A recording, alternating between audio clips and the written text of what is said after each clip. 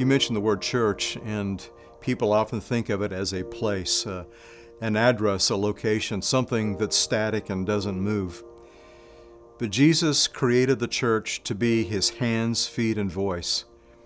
People in our world, in our culture, in our neighborhoods and communities are in incredible pain, disillusionment, broken relationships, drowning in debt. And it's those people that the Wesleyan Church is being used as a tool of God to bring redemption and hope and peace.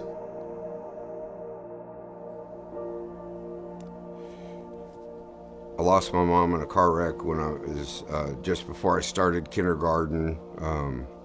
My mom's parents, my grandparents took me and my sister in. They raised me for 6 years. My old self was a very inward person that was very angry and very hurtful. It's over a year now. I chose to leave our marriage. We didn't communicate, and it was a lot of small things built up over time because we didn't communicate, and we didn't talk for several months. I needed an apartment, so my daughter found these apartments right on the corner of Denver. So it happened to be that the pastor's wife was the apartment manager, and so she had an apartment for me, and I didn't know that she was the pastor's wife. I've dealt with depression and fear since childhood, and at that time my God was rock and roll music, and people who performed it. I was in the middle of committing suicide one day when I know He spoke to me, a very soft voice. I said, "Where do you think you're going?" About 7 years in the military, got out in 2001, and I moved to Kansas. After moving around a little bit, moved back to Kansas and established ourselves here. I remember almost to the point of suicide that we wife were talking one night, and I was contemplating it, and she said, "Do it."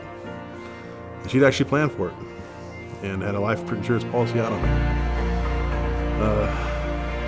Next couple of days, I think I had to talk to my daughter. The next day she was going to church camp, and I'd already spent the money she was supposed to take church camp on alcohol. I asked her to pray for me when she went to church camp, and the next morning I got up, got in the shower, and asked Christ to come back in my heart.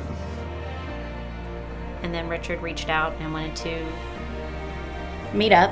So I met him at Olathe Wesleyan Church, and we talked. We spent a couple of hours talking, and then Richard set up some counseling with one of the pastors at the church, Daniel.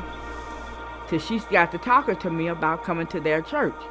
And that's how I got involved in Hope Community. I kept seeing all these children running back and forth at my door with these skateboards, and I was getting scared that they go get hit by a car, and I would come out and say, "Y'all get away from my door for y'all get hurt," because I don't want to look at it. But then I kept looking out the window, and I said, "Well, look at all the people down there." So I said, "Well, let me go on to church." So I went down there, and I've been coming to the church ever since.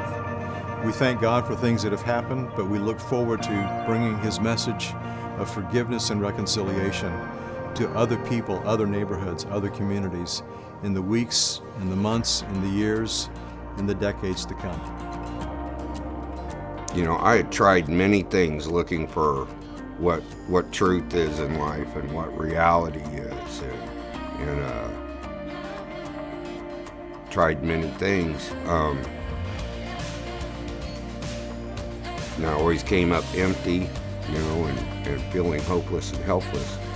God restored in my life the will to live, to go ahead and see my time here on earth until it's time not to be here. Hope Community is like a family. That's that turning point in my life when I got Christ back in my life. A lot of changes. Learned how to be, first of all, a husband. Learned to be a dad.